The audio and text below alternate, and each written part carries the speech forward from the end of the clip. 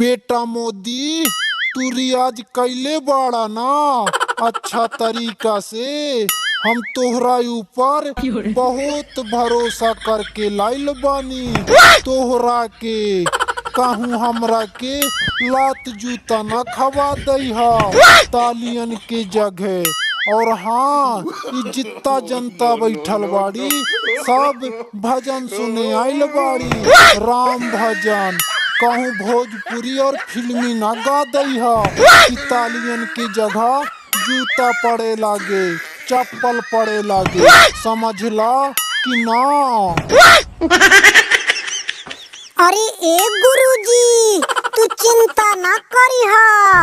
चिंता हम अच्छे तरीके से 10 साल से रियाज करत बानी और बड़का बड़का प्रोग्राम में गइल बानी। आई का ई तो 200-400 जनता बाड़ी, हम तो 4-4 लाख जनता के सामने गइले बानी। ठीक बा, तो हम सुनावतानी। ला सुना पहला भजन।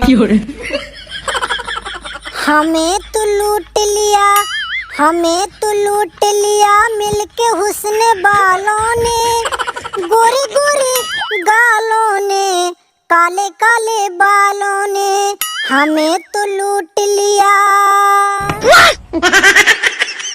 काहे गुरुजी, काहे बोलती बंद हो गईल?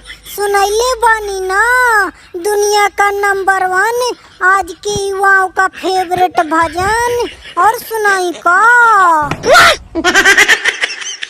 ए हमर प्यारा शिष्य, अब न सुनैहा ना तो जितना जनता बाड़ी जूता चप्पल के साथ साथ अभी स्वर्ग के सिधार जाई। अब एकरा के मोक्ष के प्राप्ति हो जाई भजन सुनले से।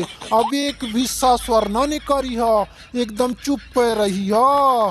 कहत रहला ससुर टेंशन न करिहा, ई भजन सुनावत बड़ा।